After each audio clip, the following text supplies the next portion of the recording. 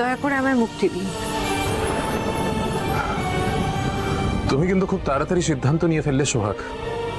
আপনি তো সেদিন ফোন করে আমায় শুভেচ্ছা জানালেন আমার জীবনের নতুন এপিসোডের জন্য। আপনি বললেন আমি যাতে খুব সুন্দর করে আমার জীবনটা কাটাই, নতুন জীবন। আমি একটু মনে করার চেষ্টা করুন স্যার, দেখবেন ঠিক মনে পড়ে যাবে। তখন তো আপনার পাশে আপনার হবু বউ ডিনাও ছিল। তোমার আর তোমার বয়ফ্রেন্ড কি যেন নাম ছিল ওটা? হ্যাঁ, দর্শিন। তোমাদের দুজনের জীবনের নতুন শুরুর জন্য congratulations, good luck. Right, yes yes yes, তুমি ঠিক কথা বলছো সোহাগ। ডিনা আমাকে তোমার আর দর্শিনের ছবি দেখিয়ে বলেছিল তোমায় কংগ্রাচুলেট করতে। তবে ডিনা কোনো অন্যায় করেনি। এই পৃথিবীতে সবার প্রেম করার অধিকার আছে। 100 বার আছে। খুব ভুল করেছি, আমার এখানে না আসাটাই উচিত ছিল। তোমাকে আর দর্শিনকে আমার তরফ থেকে all the very best. Good bye. দাঁড়ান স্যার, এটা নিয়ে যান।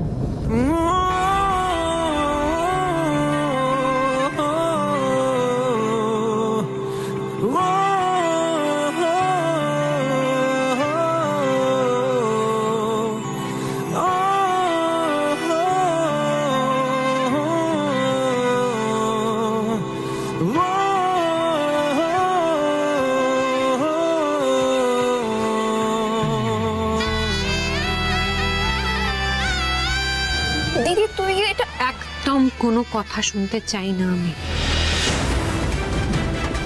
যা এখান থেকে,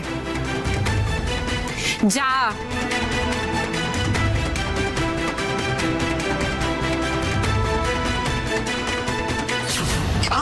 দিদি দেখে শুনে চলাফেরা করতে হয় তো নাকি? সব তো পড়ে যাচ্ছিল। চা চা চা, এদিকে তুমি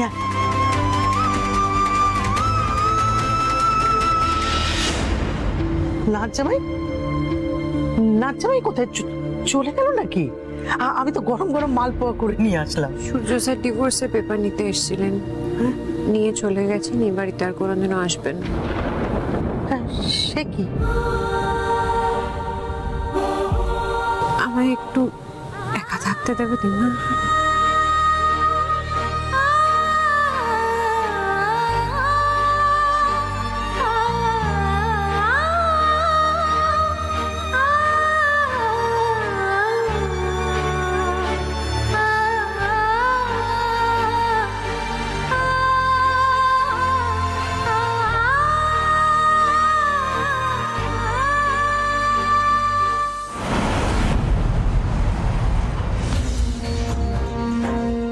সূর্যটা কি আরম্ভ করেছে? আমি ফোন করছি ধরছে না, নিজে থেকে ফোন করছে না। আশ্চর্য, মানে বাবা আমি এসে গেছি, দেখো কি নিয়ে এসেছি।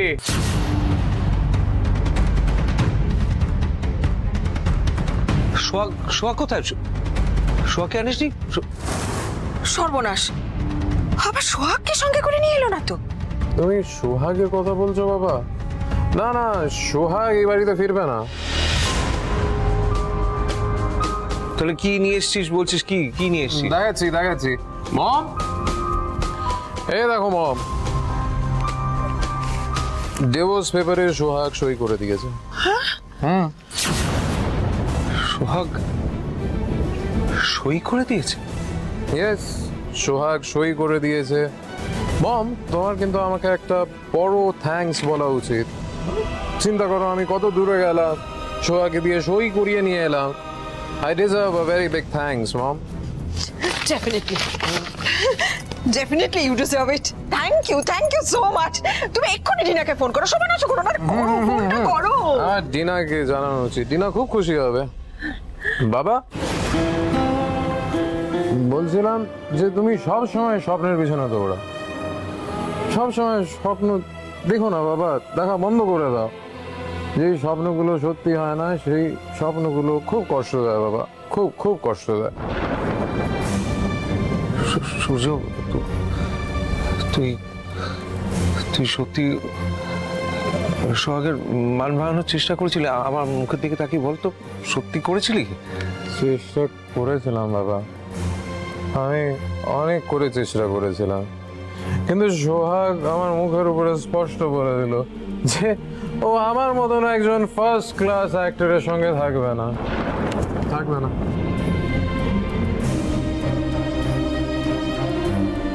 ঠিকই বলেছিস সূর্য, তুই ঠিকই বলেছিস। স্বপ্ন ভেঙে যাওয়াটা সত্যি খুব কষ্টের। যাক বাবা, বাঁচা গেল, পথের কাঁটা দূর হলো। এবার আমি নিশ্চিন্তে ডিনার সঙ্গে সূর্যর বিয়েটা দিতে পারবো। মম, ডিনা ফোন করেছে। হ্যাঁ ডিনা বলো। তুমি এতক্ষণ ধরে আমার ফোন ধরছিলে না কেন? আমার তো টেনশন হচ্ছে। টেনশন করছিলে কেন? সূর্য, আঙ্কেল তো অলরেডি বললো যে তুমি সোহাগের সাথে দেখা করতে গেছো। তুমি হাইওয়ে দিয়ে এতটা রাস্তা গাড়ি চালিয়ে যাবে, অথচ তুমি ফোন ধরছো না, আমার টেনশন হবে না? হ্যাঁ, চিন্তা তো হবেই, তবে I have a very good news for you.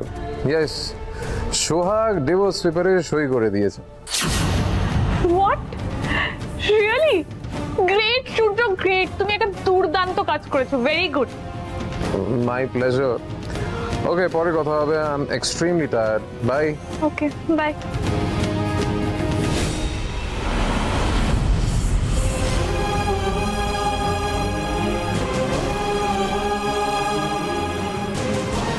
দেখলে, তুমি আমার ছেলেটাকে মিছিমিছি সোহাগের কাছে পাঠালে, অপমানিত হয়ে ফিরলো বেচারা। তুমি আসলে এই ক্লাসের মেয়েদেরকে চেনোই না। এদের মনের মধ্যে কোনো রকম মায়া, মমতা, ভালোবাসা বলে কিচ্ছু নেই। হ্যাঁ, এরা শুধু জানে নিজের আখেরটা কি করে গোছাতে হয়, ব্যাস। উফ।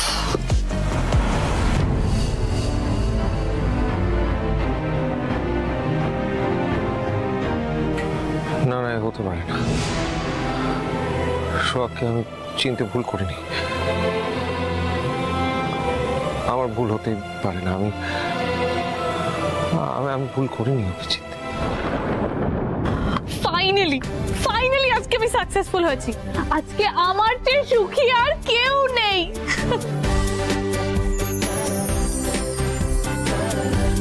কি ব্যাপার, আজকে আমার মেয়ের মুডটা খুব ভালো দেখছি তো। মুড তো ভালো হবেই। সোহাগ আমার আর সূর্যর জীবন থেকে চিরকালের মতন সরে গেছে। জানো মম, সোহাগ ডিভোর্স পেপারে সাইন করে দিয়েছে। বাহ, তো খুব ভালো খবর। তোর মুডটা যখন ভালো আছেই, তাহলে আরেকটু তোর মুড ভালো করে দি। কি বলো তো? তোর বাবা মিস্টার মল্লিকের একটা ভালো ব্যবস্থা করে দিয়েছে। উনি আজকের পর থেকে তোকে কি পৃথিবীর কাউকে কখনো ডিস্টার্ব করবে না। Yes. Thank you, Mom. Thank you. I'm the happiest girl in the world. একদম।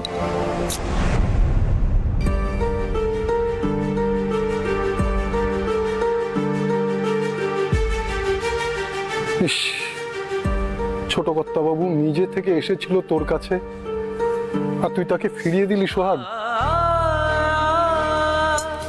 সে তো নিজের ভুলের ক্ষমা চাইতে এসেছিল তোর কাছে। কাজটা তুই একদম ঠিক করিসনি সোহাগ। আমি যদি আজকে বাড়িতে থাকতাম, আমি কখনোই ছোট কর্তাবাবুকে এভাবে একা চলে যেতে দিতাম না। আর মা, আপনিও তো বাড়িতে ছিলেন, আপনিও তো ছোট কর্তাবাবুকে আটকাতে পারতেন। আমি জানলে তো বাধা দেবো গোপাল? আমি তো মালপোয়া তৈরি করে ঘরে ঢুকে দেখি ততক্ষণে নাচ জামাই চলে গেছে। না না সোহাগ, ছোট কর্তাবাবুকে এভাবে ফিরিয়ে দেওয়া তোর একদম উচিত হয়নি। তোমাদের শুধু ছোট কর্তা, নাচ জামাই, সূর্য স্যারকে ছাড়া আর কোনো কথা নেই না তোমাদের? উনি কি আমাদের অভিমান ভাঙাতে এসেছিলেন? উনি এসেছিলেন ডিভোর্সের নোটিশটা নিয়ে চলে যেতে। যদি মান ভাঙাতেই আসতেন তাহলে ওই পেপারটা হাতে পাওয়ার পরেই চলে যেতেন না। আমার শরীরটা ভালো লাগছে না।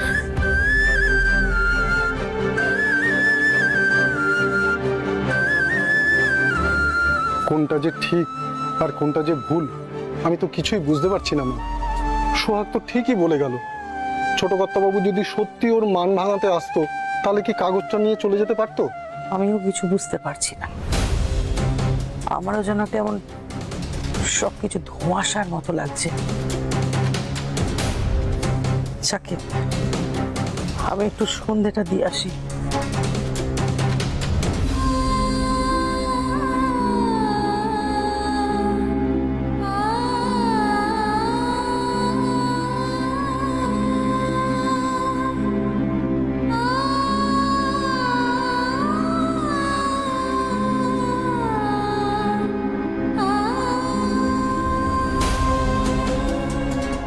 শিউলি,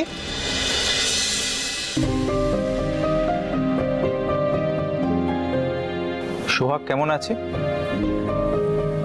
আছে, ওই আর কি। সূর্য আছেন তো? আপনার সাথে আমার কিছু কথা আছে দর্শিন্দা। আমার সাথে তোমার কথা আছে? কি কথা বলো? দিদি আর সূর্য স্যার, মানে আমার জামাইবাবু, ওদের মধ্যে ঝগড়া হয়েছে। সে কি ঝগড়া হয়েছে? কেন, মানে কারণটা কি? কারণটা আপনি। হোয়াট? আমি? তুমি কি বলছো শিউলি? আমি মানে আমি ঠিকই বলছি দর্শিন্দা।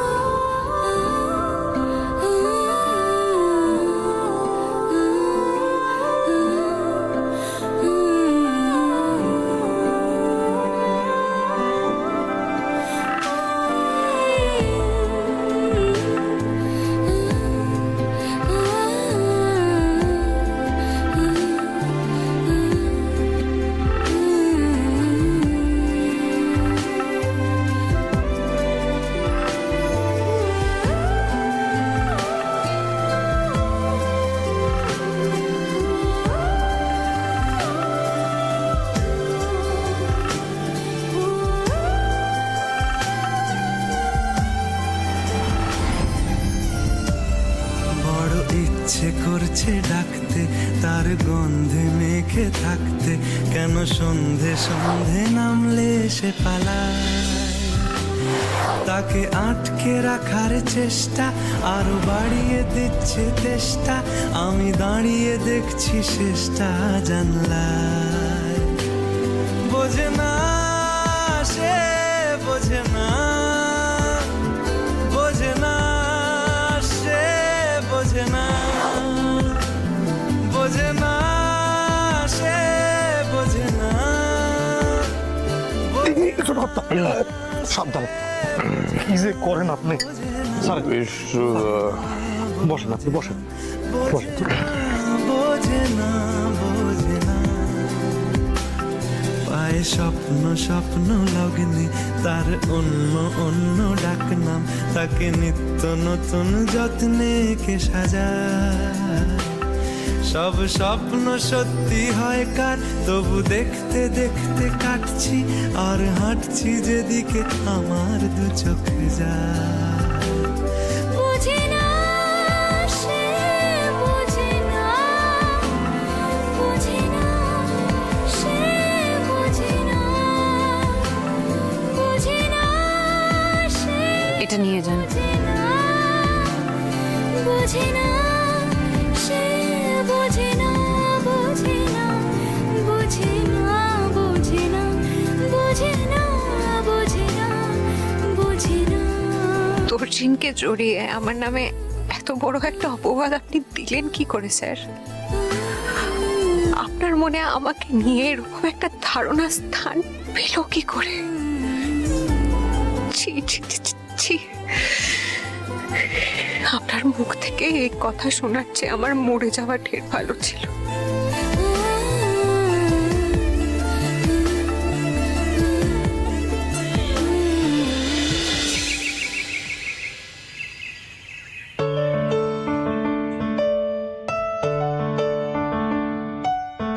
La la la la la la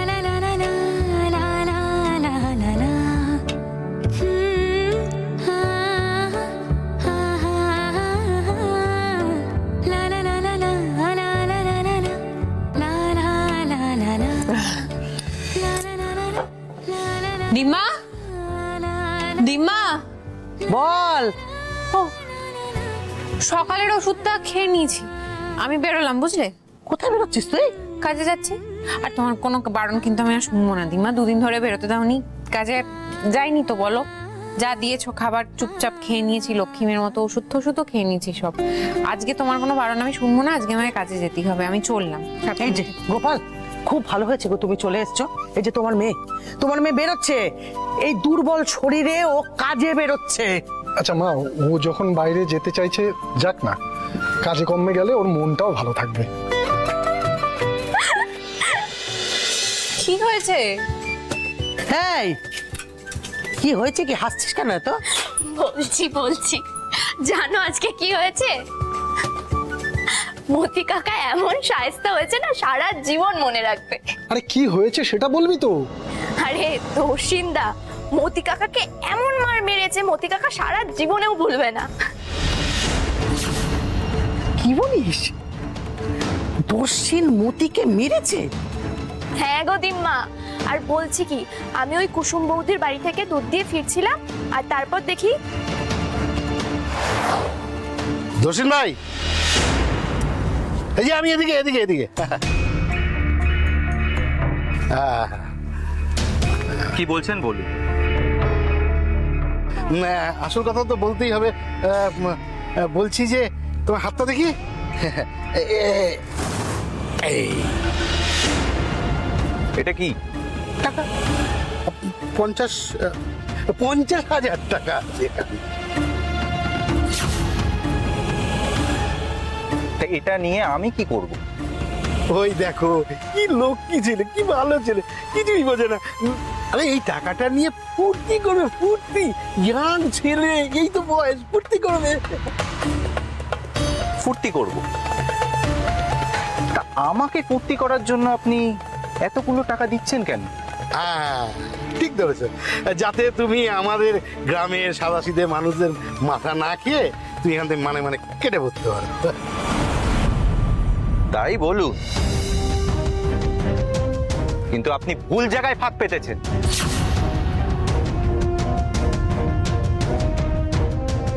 এতক্ষণে বুঝলাম সত্যি সত্যি আমি ভুল জায়গায় টোপটা ফেলেছি।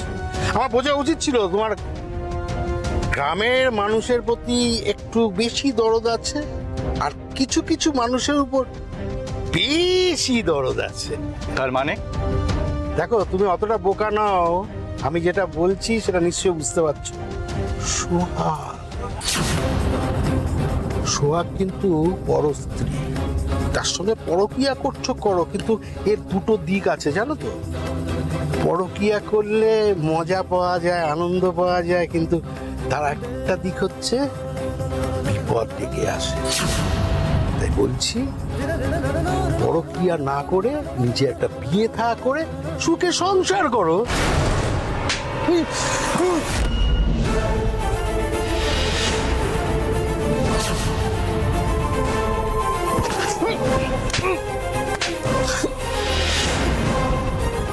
আজকে শুধু চড় মেরে ছেড়ে দিলাম, ভবিষ্যতে যদি উল্টো পাল্টা কথা বলতে শুনেছি না, তাহলে সেদিন শুধু চড় নয়, চড়িয়ে লাশ ফেলা দেবো। ও মাই লোক কোথাকার।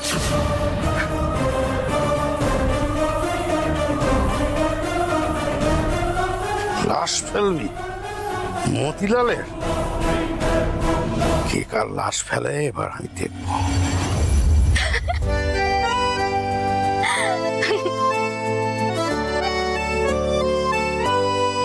দিদি, মতি কাকার মুখের অবস্থাটা তুই যদি একবার দেখতিস।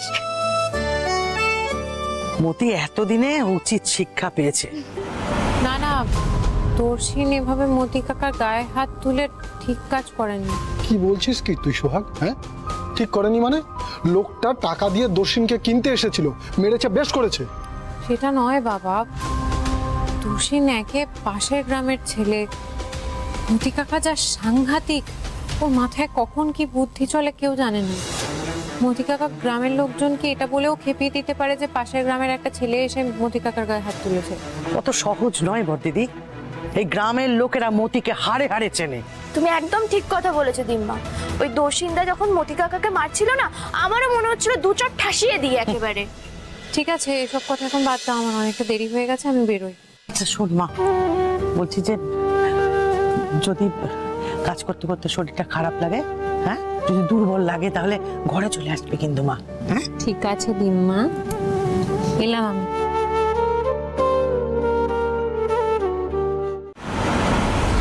ম্যাডাম, ম্যাডাম আপনার হোয়াট ননসেন্স!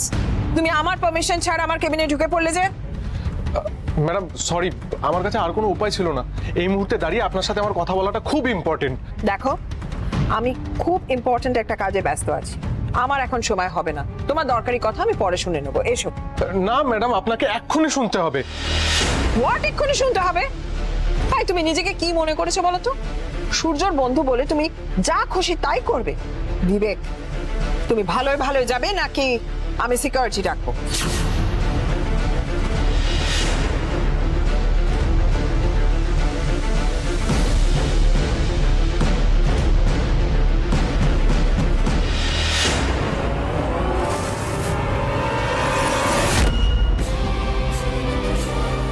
কি ব্যাপার বলো তো? তুমি কি পাগল হয়ে গেছো? তোমার মোটিভটা আমার মোটেই ভালো লাগছে না। আমি এক্ষুনি পুলিশে ফোন। আপনি পুলিশে ফোনটা পরে করবেন, আগে আমার কথাটা শুনুন। আপনি তুমি আমার উপর জোর দেখাচ্ছ? আমি জোর দেখাতে বাধ্য হচ্ছি, কারণ কথাটা শোনা আপনার দরকার। কি এমন কথা তোমার? আমি বলছি, আপনি প্লিজ বসুন ম্যাডাম, প্লিজ প্লিজ ম্যাডাম বসুন।